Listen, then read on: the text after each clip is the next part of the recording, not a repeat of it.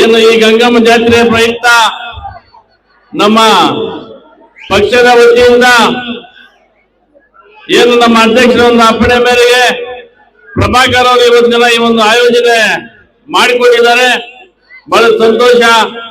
ಈ ಗಂಗಮ್ಮ ಜಾತ್ರೆ ಎಲ್ಲರಿಗೂ ಒಳ್ಳೇದು ಮಾಡಲಿ, ಸುತ್ತಮುತ್ತಲಿನ ಗ್ರಾಮದ ಎಲ್ಲ ರೈತರಿಗೂ ಸಾರ್ವಜನಿಕರು ಒಳ್ಳೆ ಮಳೆ ಬೆಳೆ ಆಗಲಿ ಅಂತ ಈ ಸಂದರ್ಭದಲ್ಲಿ ಹೇಳ್ತಾ ಏನ್ ಇವತ್ತು ದಿನ ಎರಡೆರಡು ಮಾತಾಡ್ತಾ ಇದ್ದೀನಿ. ಯಾಕಂದ್ರೆ ನಾವೆಲ್ಲ ಗ್ರಾಮೀಣ ಪ್ರದೇಶದಿಂದ ಇರ್ತಕ್ಕಂಥವ್ರು. ಗ್ರಾಮೀಣ ಪ್ರದೇಶದಲ್ಲಿ ಇವತ್ತಿನ ದಿನ ಯಾವ ರೀತಿ ಅಲ್ಲೋಲಗಲ್ಲ ಆಗೋಗಿದ್ದಾರೆ ನಮ್ಮ ರೈತರು ಅಂತಂದ್ರೆ ಬಹುಶಃ ಇದು ಯಾವುದೋ ಗ್ಯಾರಂಟಿಗಳು ಹಿಡ್ಕೊಂಡು ಎಲ್ಲ ವಲಸೆ ಹೋಗುವಂತ ಒಂದು ಪರಿಸ್ಥಿತಿ ನಿರ್ಮಾಣ ಆಗೋಗಿದೆ.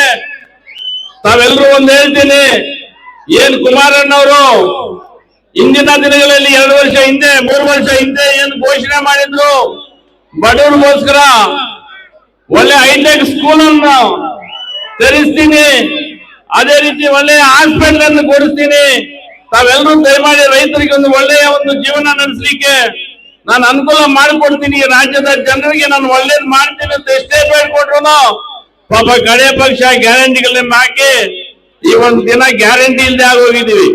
ದಯವಿಟ್ಟು ಮುಂದಿನ ದಿನಗಳಲ್ಲಿ ನೋಡಿ, 4 ಸಲ ಅವ್ರಿಗೆ ಒಂದು ಆರೋಗ್ಯದ ಸ್ಥಿತಿ ತುಂಬಾ ಗಂಭೀರವಾಗಿತ್ತು.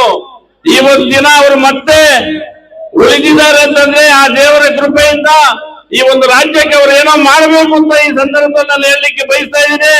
ಅದಕ್ಕೋಸ್ಕರ ಅವರನ್ನು ದೇವರನ್ನು ಉಳಿಸಿರೋದು ಅವರನ್ನ ಮುಂದಿನ ದಿನಗಳಲ್ಲಿ ಅವರಿಗೆ ಒಂದು ಒಳ್ಳೆಯ ಸ್ಥಾನಮಾನ ನೀಡಿ ಮುಂದೆ ಒಬ್ಬ ನಮ್ಮ ಮುಖ್ಯಮಂತ್ರಿಯಾಗಿ ನೋಡಿದ್ರೆ ಬಹುಶಃ ಏನು ಈ ಜನ, ಈ ರಾಜ್ಯದ ಜನ ಕಂಗಾಲಾಗಿದ್ದಾರೆ, ಬಹುಶಃ ಅದನ್ನೆಲ್ಲರೂ ತೀರಿಸ್ತಾರೆ ಅಂತ ನಾನು ಈ ಸಂದರ್ಭದಲ್ಲಿ ಬಯಸ್ತಾ ಇದ್ದೀನಿ. ಒಂದೇ ಒಂದು ಕಡೆ ಬಗ್ಗೆ ಹೇಳ್ತೀನಿ, ಜೆಡಿಎಸ್ ಪಕ್ಷ ಮುಖ್ಯ, ವ್ಯಕ್ತಿ ಮುಖ್ಯ ಅಲ್ಲ. ಈ ಪಕ್ಷನ ಯಾರೇನು ಮಾಡಕ್ಕಾಗಲ್ಲ. ಈ ತಾಲೂಕಿನಲ್ಲಿ ಮುಂದೆ ಬರ್ತಕ್ಕಂಥ ಎಲ್ಲಾ ಜಿಲ್ಲಾ ಪಂಚಾಯತ್, ತಾಲೂಕ್ ಪಂಚಾಯತ್ ಚುನಾವಣೆಗಳು ಮತ್ತೆ ಜೈಬೇರಿ ಬಾರಿಸ್ತೀವಿ ಅಂತ ಈ ಸಂದರ್ಭದಲ್ಲಿ ಹೇಳಿ ಏನು 4 ಮಾತಾಡಲು ಅವಕಾಶ ಕೊಟ್ಟು ತಮ್ಮೆಲ್ಲರಿಗೂ ಒಂದಿನ 4 ಮಾತನ್ನು ಮುಗಿಸ್ತಾ ಇದ್ದೀನಿ. ಜೈ ಹಿಂದ್, ಜೈ ಕರ್ನಾಟಕ.